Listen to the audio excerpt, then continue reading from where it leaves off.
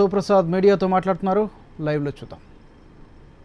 చెప్పలేను, they can point out. ఎందుకంటే పార్లమెంట్లో చూసాం, పార్లమెంట్ స్పీకర్ గారు ఒక చిన్న మాట దొరికినందుకు పశ్చాత్తాపం వ్యక్తం చేశారు. తప్పులేదు, కానీ తెలిసి చేయాల్సిన అవసరం నాకు లేదు. ఆ స్థానంలో ఆ స్థానం యొక్క విశిష్టతని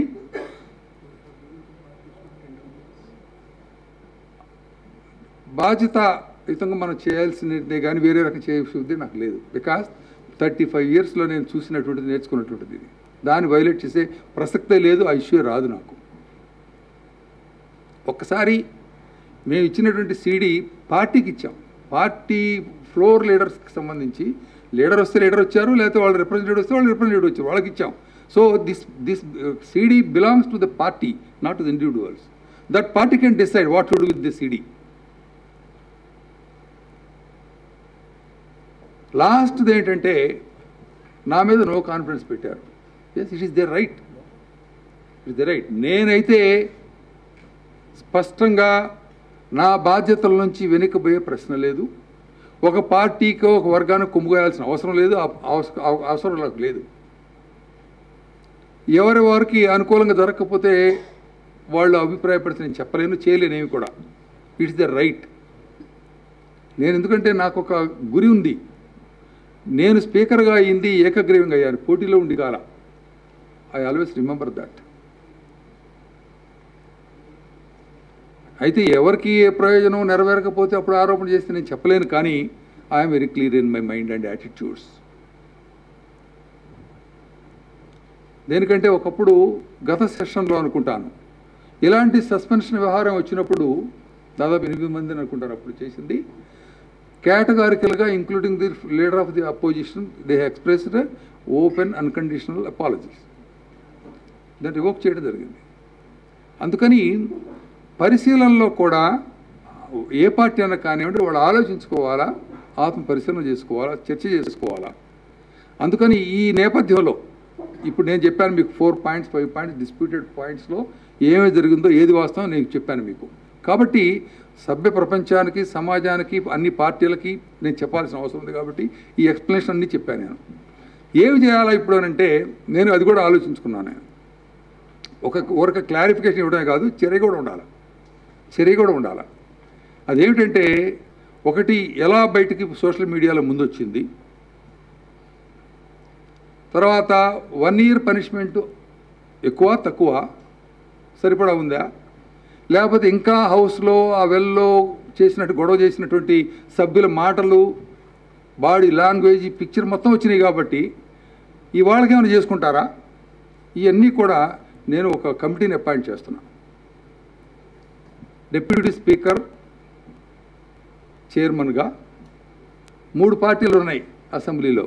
ఒకటి తెలుగుదేశం, ఒకటి వైఎస్ఆర్ కాంగ్రెస్ పార్టీ, 3 బీజేపీ. 3 పార్టీల నుంచి 3 సభ్యులను ఇవ్వమని చెప్తున్నారు. వాళ్ళే డిప్యూట్ చేయమన్నాడు ఎవరినైనా. ఈ విషయాలన్నింటిలోకి వెళ్తారు వాళ్ళు, వాస్తవాలు తెలుసుకుంటారు. తెలుసుకున్నటువంటి రిపోర్ట్ వాళ్ళు ప్రివిలేజ్ కమిటీకి పంపిస్తారు. Privilege committee either re-examine or confirm or omit or delete, and they submit the final report to the House in the next session. దాని మీద డిస్కస్ చేసి House will take a decision. This is what I want to do. ఎవరికి కూడా నేను ఇంకొకటి కూడా చెప్పదలుచుకున్నా. చివరిగా, నేను సభాపతిగా ఉన్నంత కాలం డెఫినెట్గా ఇంపార్షియల్గా ఉంటాను. అది అధికార పక్షమైనా, ప్రతిపక్షమైనా, మిత్రపక్షమైనా, ఎవరైనా సరే హద్దులు మీరినప్పుడు అదుపు చేయలేకపోతే సభకు విలువ ఉండదు, సభలో జరిగే చర్చలకు విలువ ఉండదు, సభలో జరిగే నిర్ణయాలకు విలువ ఉండదు. That's what I'm clear. అయితే ఒక్కసారే పిడుగుమాలాగా కాకుండా మేము అప్పీల్ చేస్తాం, వారిస్తాం, హెచ్చరిస్తాం, బతిలాడతాం. తప్పనప్పుడు హౌస్ ప్రయోజనాలు దెబ్బతింటున్నాయి, హౌస్ ద్వారా నెరవేరాల్సినటువంటి ప్రజా ప్రయోజనాలు దెబ్బతింటున్నాయి అప్పుడు మాత్రం తప్పకుండా చర్య తీసుకోవాల్సిన అవసరం ఉంది. తప్పకుండా తీసుకుంటాను. బికాస్ నేను ఎవరికి అనుకూలం కాదు, ఎవరికి వ్యతిరేకం కూడా కాదు. That people should remember. This I want to clarify. ఈ మాటలు చెప్పడానికి మిమ్మల్ని అందరినీ కూడా పిలవడం జరిగింది. This is my ideas, this is my opinion, this is what happened. కాదు సార్, ఇప్పుడు ఆమె ఒక్కొక్కళ్ళు అడగండి. అంత తీవ్రంగా మాట్లాడినప్పుడు ఒక్కొక్కళ్ళు అడగండి. రోజే అంత తీవ్రంగా మాట్లాడినప్పుడు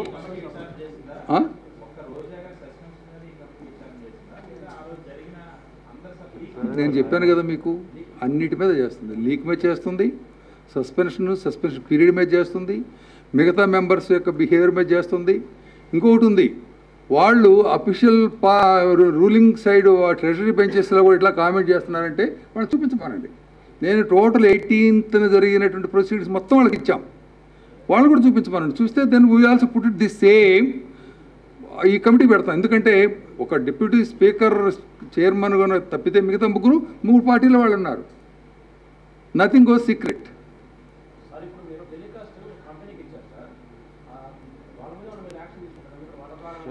నేను చెప్పేది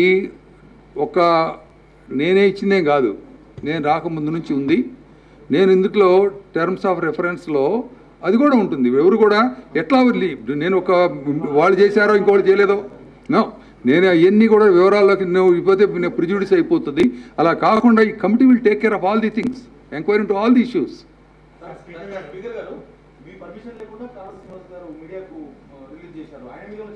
నేను చెప్పాను మీకు, ఇప్పుడు ఇట్ హ్యాపెండ్ అవుట్ సైడ్.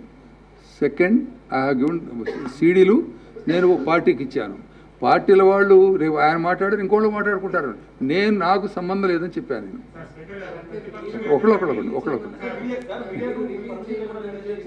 నేను చెప్పాను మీకు. ఎందుకంటే నేను చెప్తున్నానండి, అది నేను వాస్తవం చెప్పడం నా బాధ్యత కాబట్టి, అండ్ వాళ్ళ విచక్షణకి, వాళ్ళ యొక్క విచారణకి, వాళ్ళ ఆలోచనకి వదిలిపెడుతున్నాను నేను.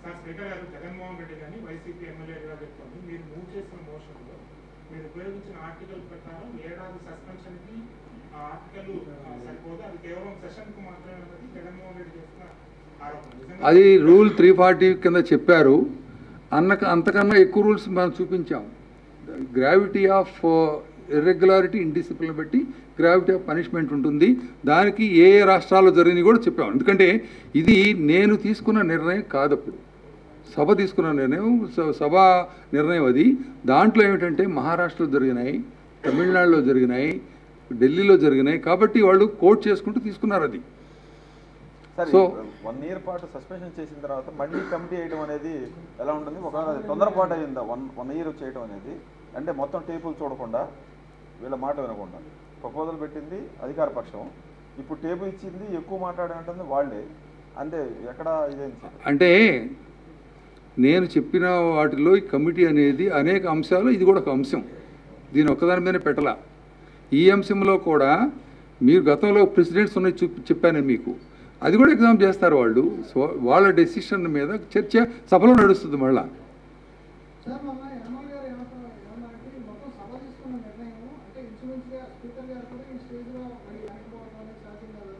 అవును, ఎస్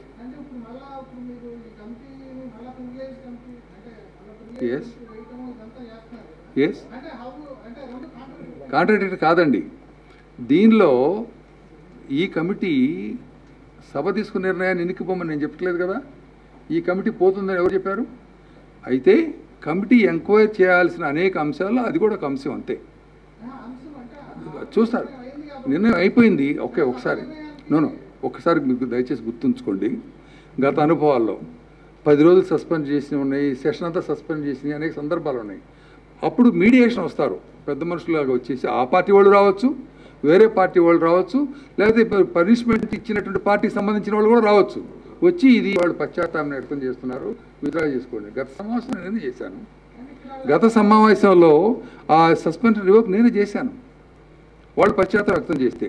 కానీ దురదృష్టం ఏంటంటే ఈసారి కూడా అప్పీల్ చేశారు మా సస్పెన్షన్ రివోక్ చేయమని.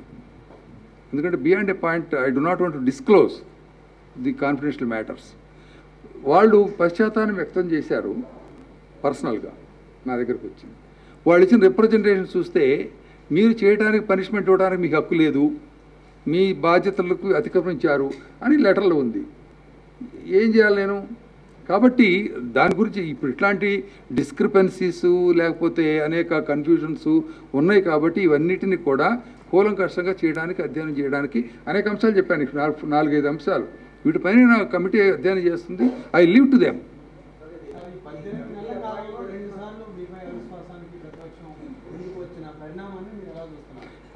నేను చెప్పాను, అది వాళ్ళ హక్కు.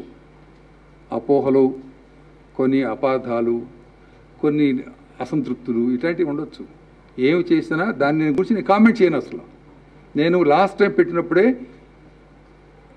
On the floor of the house నేను చెప్పాను, మీ హక్కు ఇది, నేనే వద్దం లేదు. తర్వాత వాళ్ళు విత్డ్రా చేసుకుంటా ఉన్నారు. అందుకని దాని గురించి నేను చర్చలకు పోదలుచుకోలేదు. This is the right. అది దానికి కూడా కొన్ని రూల్స్, నిబంధనలు దాని ప్రకారం జరుగుతాయి. అవన్నీ కూడా రూల్స్ ప్రకారం జరుగుతాయి. అవన్నీ ఇప్పుడు దట్ ఈజ్ ఓవర్. దాని మీద రీకన్సిడరేషన్కి వచ్చినప్పుడు ఈ ఎంక్వైరీ విషయాలు, రిపోర్ట్స్ పైన ఆధారపడి ఉంటుంది. అది కూడా పెడతాం. ఎస్ టైం కూడా పెడతాం. నో అంటే జనరల్గా ఏంటంటే ఇప్పుడు వింటర్కి బడ్జెట్కి మధ్యలో 1.5 months, ఒక లెస్ దాన్ 2 months ఉంటుంది. అప్పటికే అయిపోయి ఫ్లోర్లో హౌస్లో పెట్టాలి. అరే మరి చెప్పాను కదండి, నేను చెప్పాను కదా, నేను చెప్పాను. వాళ్ళ విచక్షణ వదిలిపెడతాను. నేను కూడా కౌంటర్ స్టేట్మెంట్లు ఇవన్నీ చేయడం కాదు. నేనైతే ఎవరికి చెయ్యమని దాచిపెట్టుకోమని రెండు ఏం చెప్పలే. నేను వాళ్ళు అడిగారు, వాళ్ళకి సీడో హ్యాండ్ ఓవర్ చేసి అంతవరకు నా పని.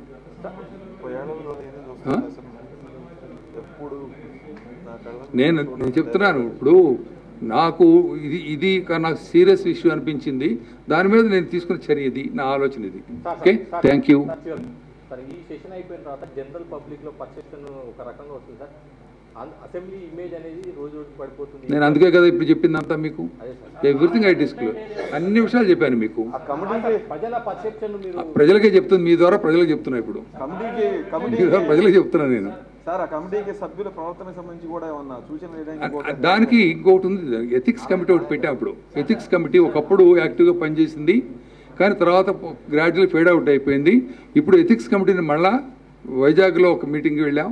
విజయవాడ జరిగింది, తిరుపతిలో జరుగుతుంది, హైదరాబాద్లో జరుగుతుంది.